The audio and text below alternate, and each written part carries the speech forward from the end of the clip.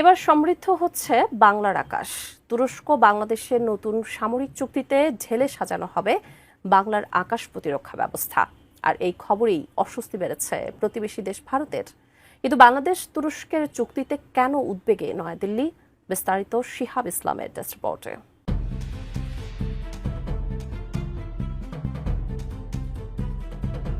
বিশ্ব রাজনীতির গতি প্রকৃতি বদলে দিতে পারে সম্প্রতি এমনই একটি খবর এসেছে এশিয়া টাইমসে। তুরস্ক এবং বাংলাদেশের মধ্যে একটি নতুন সামরিক চুক্তি কার্যকর হতে চলেছে, যা কেবল দক্ষিণ এশিয়ার সামরিক আকাশ শক্তি পুনর্গঠন করবে না, বরং ভারতের কৌশলগত পরিকল্পনাতেও তৈরি করেছে নতুন অস্বস্তি।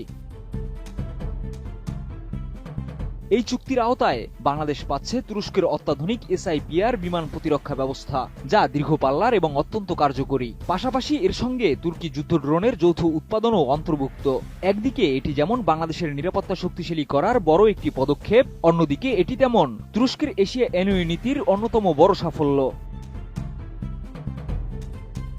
আমি বুঝি নির্মাণের শিল্প, সালাম স্টিল বোঝে durability. Salam steel, most durable steel. Bangladesh দীর্ঘদিন ধরেই সীমান্ত নিরাপত্তা নিয়ে উদ্বিগ্ন ছিল।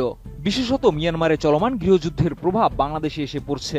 বাংলাদেশের বর্তমান বিমান প্রতিরক্ষা ব্যবস্থা পুরনো এবং সীমিত পরিসরের, ফলে গুরুত্বপূর্ণ জায়গাগুলো অরক্ষিত। তুরস্কের SIPER ব্যবস্থা বাংলাদেশের আকাশ সুরক্ষিত করতে সাহায্য করবে, যা নতুন ধরনের আক্রমণ প্রতিরোধে সক্ষম। তবে এটি শুধু অস্ত্র কেনার চুক্তি নয়, বাংলাদেশের কৌশলগত স্বাধীনতারও একটি ঘোষণা। প্রতিরক্ষা শিল্প এবং মানব সম্পদ উন্নয়নে তুরস্কের সঙ্গে যৌথ উৎপাদন এই পরিকল্পনার একটি বড় অংশ। এটি বাংলাদেশকে একটি শক্তিশালী প্রতিরক্ষা শিল্প গড়ে তুলতে সাহায্য করবে, যা ভবিষ্যতে দেশের নিরাপত্তা ও আত্মনির্ভরতার জন্য অত্যন্ত গুরুত্বপূর্ণ। আর তুরস্কের জন্য এটি শুধু একটি বাণিজ্যিক চুক্তি নয়, বরং রাজনৈতিক ও কৌশলগত সাফল্য। তুরস্ক তাদের অত্যাধুনিক প্রযুক্তি বিক্রি করছে, যা ন্যাটো মানের, কিন্তু পশ্চিমা দেশগুলোর মতো কোনো রাজনৈতিক শর্ত ছাড়াই। তুরস্কের এশিয়া এনইউ নীতি অনুযায়ী তারা এশিয়া জুড়ে প্রভাব বিস্তার করতে চাইছে, আর এই চুক্তি তুরস্কের জন্য একটি বড় অর্জন। তবে ভারতের জন্য বিষয়টি চরম উদ্বেগের। এই চুক্তির মাধ্যমে বাংলাদেশ এক নতুন সামরিক শক্তির দিকে এগিয়ে যাচ্ছে, যার ফলে ভারতের কৌশলগত পরিকল্পনায় নতুন চ্যালেঞ্জ আসছে। বিশেষত তুরস্কের মতো ন্যাটো সদস্যের দেশ থেকে এমন প্রযুক্তি আসা ভারতের জন্য অস্বস্তিকর।